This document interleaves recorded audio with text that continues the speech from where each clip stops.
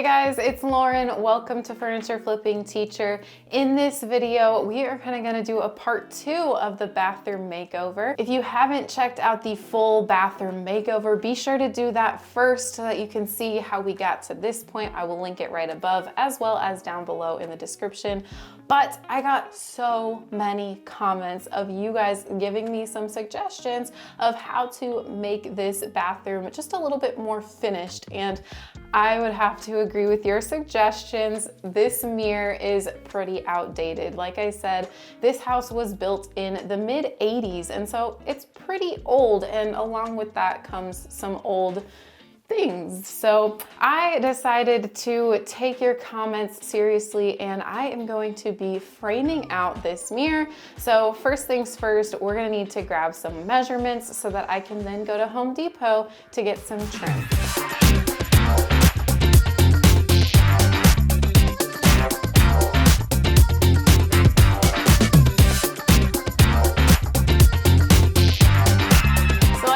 First things first, we need to measure to see how long the boards, the trim boards, need to be cut. So I am going to start by measuring this side here. Looks like we've got right about 35 and about 8/16. So, or no, that's half, not 8/16, 7/8. That's what I'm trying to say. Measuring is hard. So 35 and 7/8, and I'm pretty sure this is a square mirror, but I just want to be sure here. Yep, same thing. So 35 and 7/8 right again. All right, so there is a teeny gap over here that I am unsure what to do with. So I'm thinking of going ahead and actually lengthening each board around to the length of the wall instead of the edge of the mirror. So I'm gonna measure this over here, okay? So that is a 1/2 inch. So I'm gonna go ahead and measure, or I'm gonna go ahead and add that 1/2 inch length to each board that I'm gonna cut. So instead of the 35 and 7/8 inch, we are gonna go ahead and do, I believe it would be 36 and 1/8 inch. Does that make sense? Yeah. So we're just adding a 1/2 inch there. So with that being said, that 1/2 inch, we're gonna go ahead and add that to each length of each of the 4 boards. That way it can butt up against the wall. We won't have to worry about this little crack. This will help make it straight all around, and so on and so forth.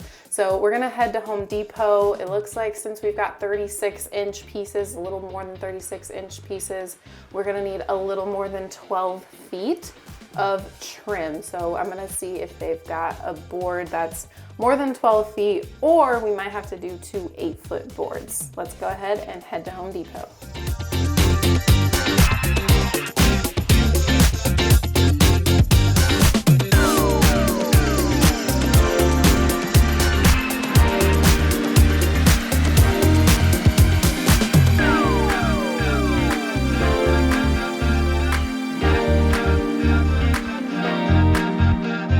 Back from Home Depot, I am going to be using my miter saw down here to make some cuts on these pieces of trim to make sure that they fit around the mirror.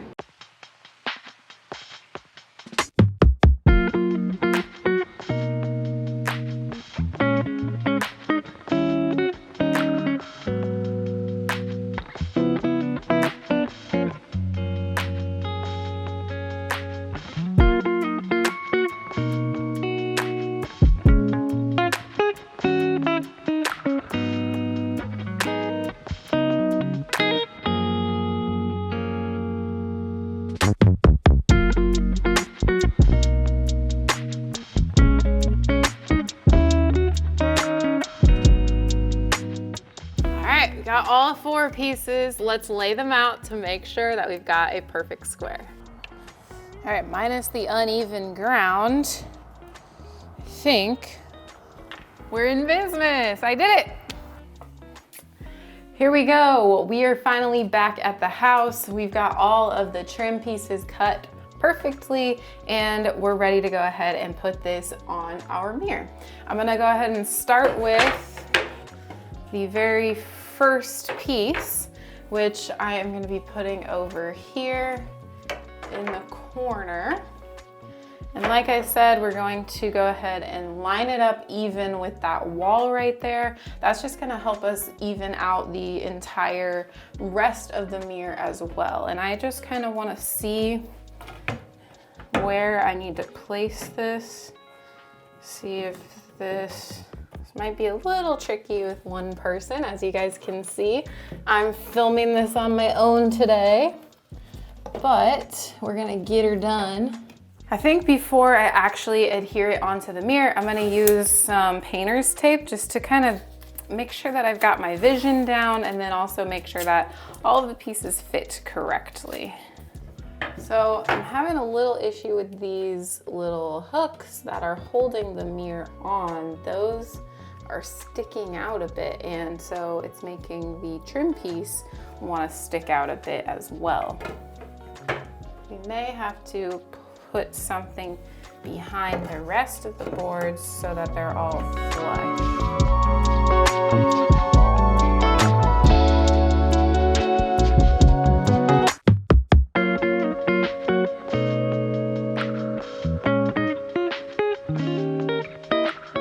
Got my liquid nails, and so now that I've got at least this side picked out and put up there, I am going to go ahead and begin putting them on. So I'm gonna leave that one there just for placement. I'm not gonna glue that one yet. And I'm gonna start by gluing this bottom one here.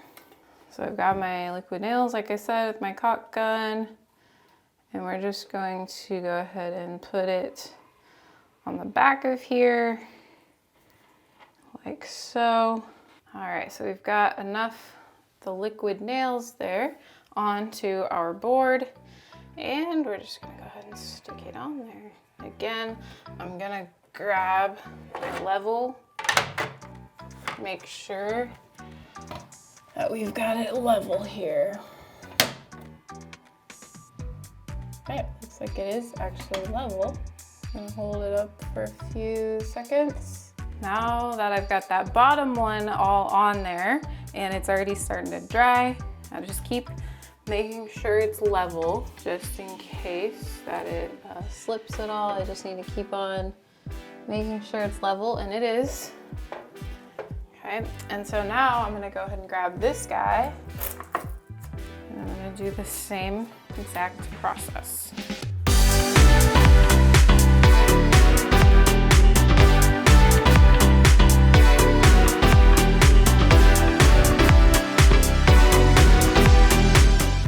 Getting easier each time because I've got more to line up to. It's an easy project, but it definitely does take a little bit of time just to make sure that everything is lining up right. And that liquid nails kind of dries pretty quick, so definitely important to try and, you know, get that in the correct spot. Last one now. The liquid nails has dried enough, so I'm gonna also take off this tape that's holding everything on there. My next step is to go ahead and take this caulk, and I'm going to take the white caulk to match the color of the trim. And what I'm gonna do is I am going to be going up along here, and then I've also decided that I'm gonna go ahead and caulk here because it just doesn't quite look finished to me. You can kind of really see like where the liquid nails is drying back there, and I'm just not a huge fan. See that right in there? Yeah, so I am gonna go ahead and caulk all of that around there. And to do so nicely, I have learned over the past couple of years of refinishing different rooms and things, when I'm doing caulking, that it's best to tape off the areas that you're gonna caulk. That way your caulk can just go in the place where you want it to, similar to when I use painter's tape for painting. So I'm gonna go ahead and tape off the mirror area, and then we'll get to caulking. I'm gonna use this kitchen and bath caulk. This is the same stuff I used around the sink in the other video. And again, I'm just gonna go ahead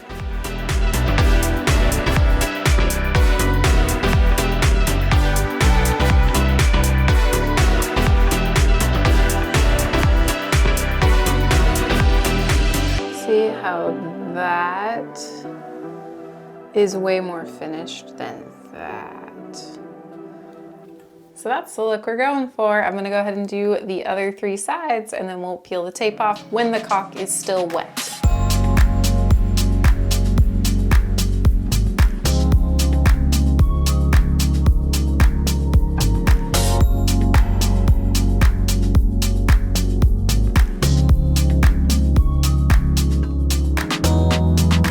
Now it's time to go ahead and take the tape off.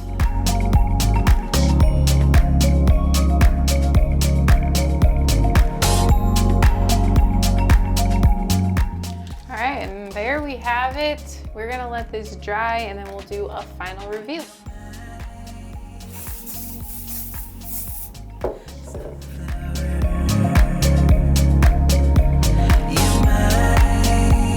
All right, everything is dry now, and you guys, you were right. I'll give it to you. This trim around the mirror definitely finishes off this room and also really makes this look a lot less outdated. It was a really easy upgrade. I had a lot of fun using my miter saw to make the correct angled cuts, and then also finishing it off with that caulk really gave it that last finishing touch that it needed. I'm so glad that I was able to do this for my parents.